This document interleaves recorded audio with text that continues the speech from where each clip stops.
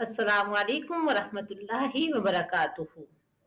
अल्लाह ताला ने कुरान करीम में फरमाया है, वलिल्लाहिल अस्माउल हुस्ना, अल्लाह के प्यारे प्यारे नाम हैं। फदऊहु बिहा, तो उसे उन नामों के साथ पुकारो। तो आज हम अल्लाह के इसमें आजम का जिक्र करते हैं, जिनके साथ पुकारने के लिए प्यारे पैगंबर सल्लल्लाहु अलैहि वसल्लम ने बताया है। अनसिन, हजरत अनस रजी अल्लाह ताला अन्हु से रवायत है, अन्नहु काना मा रसूलुल्लाह सल्लल्लाहु अलैहि वसल्लम, कि वो रसूलुल्लाह सल्लल्लाहु अलैहि वसल्लम के साथ जालिसन बैठे हुए थे। वरजुलुन युसल्ली, और एक आदमी ने नमाज पढ़ी। सुम्मा दआ, फिर उसने दुआ की। जब उसने दुआ की तो फिर क्या प्यारे पैगंबर ने फरमाया, फ़क़ाल नबी सल्लल्लाहु अलैहि वसल्लम, तो आप सल्लल्लाहु अलैहि वसल्लम ने फरमाया, वलक़द दाल्लाह बिइस्मिहिल अज़ीम, कि इसने अल्लाह को उसके इस्म आज़म के साथ पुकारा है।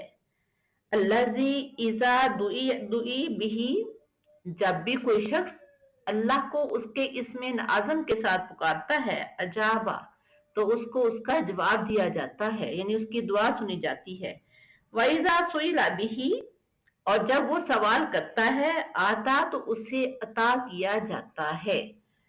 अब वो दुआ क्या थी इसमें आजम के साथ, आइए देखते हैं। तिरमिज़ी शरीफ की हदीस नंबर 3544 है।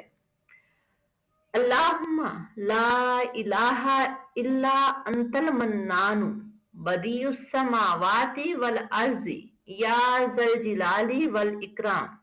फिर देखें, अल्लाहुम्मा ला इलाहा इल्ला अंतल मन्नान बदीउस समावाति वल अर्ज़ी ज़ल जलाली वल इकराम। ऐ अल्लाह, तेरे अलावा कोई माबूद नहीं, तू बहुत ही एहसान करने वाला, आसमानों और जमीन को पैदा करने वाला है, ऐ जलाल और इकराम वाले। नबी करीम सल्लल्लाहु अलैहि वसल्लम ने फरमाया, जब भी इस यानी इन कलिमात के जरिया दुआ की जाएगी तो अल्लाह इसे कबूल कर लेगा, और जब भी उसके जरिया कोई चीज मांगी जाएगी तो उसे अता फरमाई जाएगी।